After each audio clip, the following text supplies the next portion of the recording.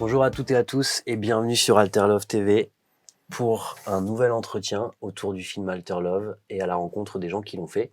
Et aujourd'hui, on rencontre Nicolas Reyes, qui est assistant cam et qui a été donc stagiaire image sur le film Alter Love. Bonjour Nicolas. Bonjour. Voilà. Est-ce que tu peux m'expliquer, nous expliquer, quel est ton métier, comment est-ce que tu es arrivé à ce métier et ensuite on verra ton expérience sur Alter Love. Du coup, moi, je suis assistant caméra.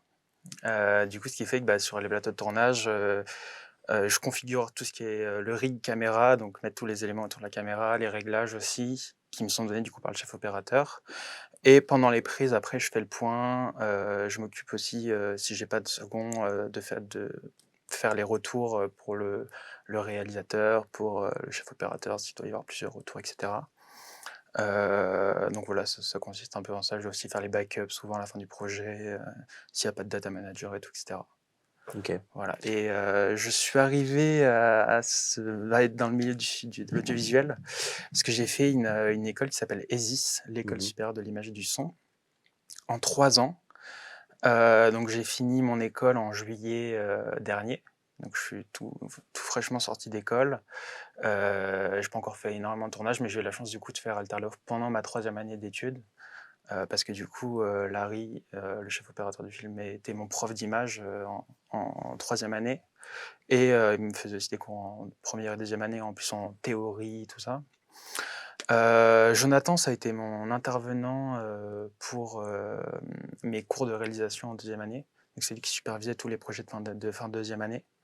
Et pareil, il y avait aussi Thomas, le premier assistant caméra du film, qui est aussi un de mes profs d'image, un des tout premiers profs que j'ai eu au début de ma 1re année d'études. Et du coup, c'est lui qui nous a proposé le film parce qu'ils avaient besoin d'électro pour le projet, quoi. Ok. Et est-ce que à l'avenir tu te destines à peut-être faire de la réalisation ou direction photo ou Ouais, moi, dans l'idéal, j'aimerais bien être directeur photo. Mhm. J'en fais de temps en temps sur certains projets où j'ai la chance d'être choisi par des réalisateurs pour faire ça. J'en ai pas mal fait pendant l'école.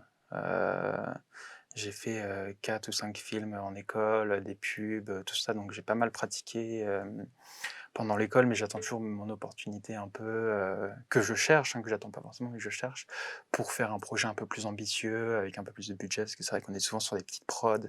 J'ai pas mal participé au Nikon Film Festival l'année dernière, où j'ai fait 2 films pour ce festival, et j'en ai fait 5 en assistant caméra. C'est pour ça qu'aussi je me présente plus comme assistant caméra, parce que c'est mon activité principale aujourd'hui. Ok. Mais c'est vrai que dans l'idéal, être directeur photo, c'est plus un but que de rester assistant cam toute ma vie, quoi. Ok. Et donc Alter Love était première expérience sur un long métrage. Ouais, Ok. complètement, ouais. Première expérience et expérience incroyable, très intense, Mhm. mais expérience incroyable. Je suis reconnaissant à fond des personnes qui m'ont permis de participer à ça, et j'ai juste hâte de voir le film maintenant. Ouais. Oui, tu l'as pas encore vu le. Non, je l'ai pas encore vu, je le vois demain soir au Grand Rex Mhm. pour l'avant-première. J'avais vu quelques images avant à l'occasion d'une petite soirée d'inauguration de locaux du réalisateur. Et la bande-annonce aussi, quand elle est sortie, j'avais réussi à la voir un peu en avance, mais sinon c'est tout ce que j'ai vu. Ok. Après j'ai vu quelques images, parce que sur le tournage forcément, vu que j'étais électro, j'étais pas tout le temps sur le plateau, du coup j'avais un peu accès au combo, je pouvais un peu lancer un œil sur les images et tout, j'étais assez content. Mais ouais, ça va être une grande découverte demain soir. Ouais. Du coup, j'imagine que ça doit être une super sensation de se dire, voilà, t'as tourné, t'étais sur le tournage d'Alter Love de nuit, dans Paris, Ouais, travailler sur des plans qui étaient pas simples, ouais. et puis ça finit en avant-première au Grand Rex. Ah, ça a Ça été doit- une grande surprise, ouais, que ce soit en avant-première au Grand Rex. C'était un peu inattendu, mais à la fois, je suis hyper content, quoi, qu'ils aient réussi à accéder à ça et projeter un film auquel j'ai participé au Grand Rex. C'est vraiment un peu un goal, parce que forcément, le Grand Rex, c'est un peu une aura assez Oui, ouais. énorme dans Paris, Cinéma en France et tout. prestigieux. Ouais, c'est ça. Donc, j'ai hâte de voir le travail que j'ai fait à la lumière. Je sais, j'ai pu discuter avec Larry et Jonathan, ils m'ont dit que ça rendait super bien la lumière qu'on avait fait. Donc j'ai hâte de voir ça. Je sais que parfois on a des petites lumières qui apparaissent à l'image Mmh. et du coup, je pourrais me dire: «Ah ça c'est moi qui l'ai Mmh. installé», j'ai des photos du tournage un peu où on voit les trucs avant que ça tourne ou des trucs comme ça et tout. Donc pour le coup, ouais, j'ai très, très, très hâte de le voir. Trop bien. Voilà. Est-ce que, tu pourrais me dire en quelques mots à quoi ressemblait une nuit type d'Alter Love? Même si peut-être toutes les nuits ont été différentes, mais, Ouais, toutes les nuits ont un peu été différentes. Moi, j'ai eu la chance d'être le seul, à faire quasiment tous les jours de tournage en tant que stagiaire, image. Il y a eu un seul soir où j'y étais pas parce que j'étais malade. Mais du coup, j'ai eu, c'était un peu, on arrivait, le soir vers, 18-19 heures pour faire l'installation, tout ça. Souvent, c'était des installations fixes. Donc en fait, on installait pendant 2-3 heures. Ensuite, ça tournait, toute la nuit et on devait attendre juste, toute la nuit pour désinstaller, au petit matin. Donc parfois, c'était pas hyper simple comme rythme parce que, on était à fond pendant 2 heures. Ensuite, on faisait rien et en fait, on attendait la nuit, s'il y avait des ajustements, on devait toujours être un peu à l'affût au cas où entre 2 prises, ils veulent ajuster un truc et tout. Donc c'était pas toujours simple, au niveau du rythme et notamment, il y a eu une nuit où j'étais le seul électro, qui était sur, le tournage. C'était une des dernières nuits, il me semble, où on avait rendez-vous à ça s'était passé un peu bizarrement pour moi, parce qu'en fait, j'avais vu la première feuille de service, qui du coup la feuille où on a les horaires, les emplacements où on doit aller et tout, comment y accéder, qui annonçait un rendez-vous à 1 heure du matin, heu et donc je m'étais dit: «Je vais faire une sieste, avant d'y aller, prendre un petit déj à 23h30 histoire d'être bien». J'avais prévu mon café, mes petits croissants et tout et en fait, je m'endors et vers 22 heures, je me réveille et je vois que, par hasard, je vais voir mes mails et je vois qu'ils ont décalé le truc 2 heures avant. Donc rendez-vous 23 heures. Donc là, j'ai dû me speeder. Arrivé pour me voir qu'en fait, je suis tout seul, et en fait, là, on a vraiment traversé tout Paris pour aller à plein d'endroits, moi, j'avais juste 2 petites lumières que je plaçais de temps en temps et tout et cetera. Tout ça pour finir à midi, quasiment à 12h30 à République, pour finir le tournage, quoi. Donc on a vraiment fait une nuit où on se baladait partout dans Paris en van, pour aller faire des prises de vue des 2 qui se baladaient dans Paris et tout et cetera. Et c'était très intense, mais c'était, je pense, ma nuit préférée aussi Ouais, du tournage. inoubliable. Inoubliable, franchement, ça, je me rappelle surtout le fait d'être tout seul, d'avoir, la responsabilité de faire la lumière pour le truc et tout. C'était génial, quoi. Dans ton métier, quelle serait selon toi la qualité principale?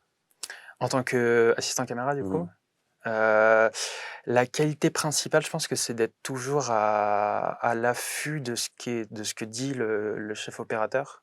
Parce que, parfois, il y a des discussions qui se font entre le chef op et le réal, un peu en off et en fait, toujours avoir à tendre une oreille, parce que si jamais ça te parle, par exemple, d'une bascule de points qu'ils veulent, spécifiquement, d'un changement d'objectif, s'ils en parlent, tu peux déjà aller te préparer à prendre l'objectif, à prendre tes nouvelles marques pour le nouveau truc et tout et cetera.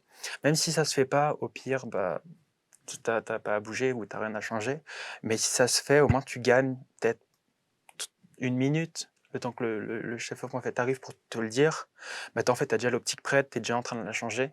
Alors que si jamais tu es un peu dans ton coin, tu es passif, il vient te voir, faut que tu pars de ton poste, tu ailles Ouais, chercher le truc et tout, tu perds, ne pas énormément de temps. Donc moi, je suis toujours très à l'écoute, tu avoir une petite oreille qui traîne un peu partout, OK. pour, Pouvoir anticiper, pour anticiper à fond. Donc ouais, en fait, ce serait l'anticipation, ouais, plus qu'autre chose, et quoi. ne pas être passif effectivement. Ouais, Pas de attendre, toute façon qu'on vienne sur, se chercher parce que sinon ça ouais, il y a une phrase que les gens disent sur les plateaux, qui est plus pour les électros du coup, mais je crois que c'est un truc genre électro assis, électro fini. OK, je vois. Ouais, ouais. Donc en fait, si tu t'assois, plus personne va te rappeler parce qu'il faut toujours être à l'affût de ce qui se passe, et je trouve que ça s'applique aussi à assistant cam, même si, souvent quand on fait le pont, on s'assoit parce que, c'est plus confortable, Mmh. moi j'aime bien m'asseoir maintenant. Avant j'aimais pas trop, maintenant j'aime bien. Donc voilà, je pensais d'être, toujours à l'affût et OK. anticiper. Question que je pose à tout le monde. Est-ce que, tu as un film préféré? Ouh Et là! ça peut être le même. Et Ouais. est-ce que tu as un film, qui t'a donné particulièrement envie de faire du cinéma? Ce film, en fait, où Ouais. en tant que spectateur, c'est hyper satisfaisant parce que voilà, mais qu'en plus, tu te dis, ça doit être super de faire des trucs comme ça. Ouais, alors, le truc, c'est que film préféré, moi, ça change tout le temps, parce que Normal. j'ai tout le temps un film qui Mhm. revient et qui passe un peu au-dessus, juste sur une petite portion de temps, et après je change et tout, etc. Je dirais que j'ai 2 films préférés. Un, parce que c'est une claque visuelle, l'autre parce qu'il me fait mourir de rire. Il y en a un qui me fait mourir de rire, c'est Bruce Tout-Puissant, Mhm. avec Jim Carrey, qui, à chaque fois que je le regarde, c'est un pur plaisir, je ris aux larmes et tout.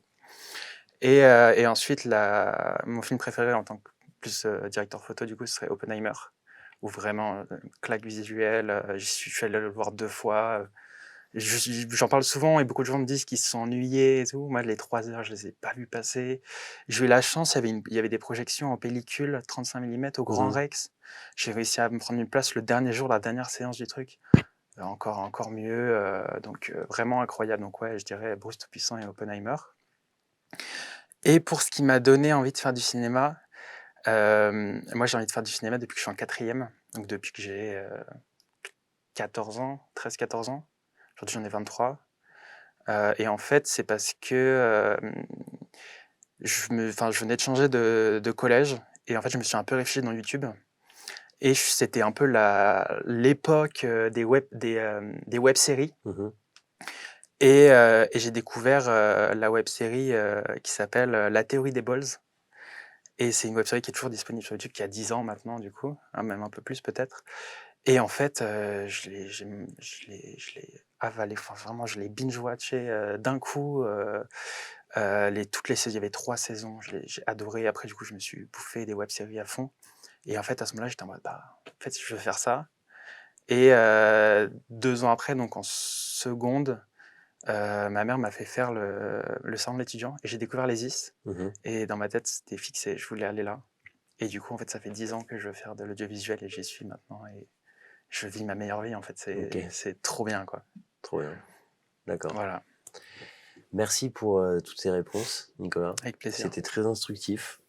Et, oui, enfin, ça fait plaisir parce que comment dire, une manière très communicative et joyeuse et hyper cool de raconter la chose. Et du coup, si tu as un conseil à donner à quelqu'un qui veut faire ton métier, qui veut faire comme toi, ce serait Qui veut juste rentrer dans l'audiovisuel ou faire assistant cam? Parce que ce serait pas pareil. entrer dans l'audiovisuel et en tout cas travailler au département image.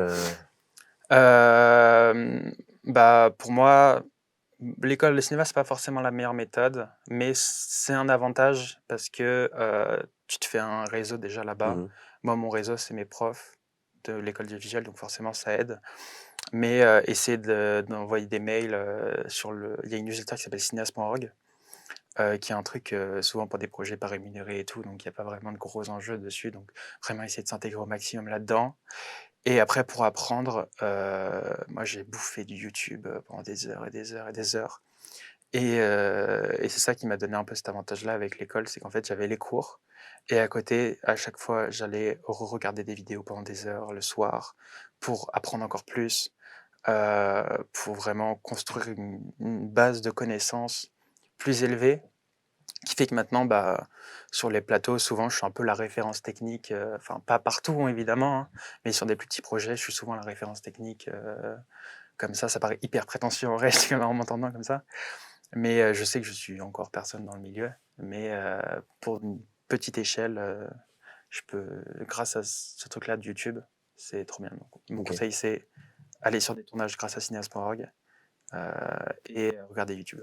Ok, Et pratiquer aussi, évidemment. parfait, super. Voilà. Merci beaucoup. Merci à toi. Merci à vous d'avoir suivi cet entretien. Et on se retrouve très prochainement pour une nouvelle rencontre autour du film Alter Love.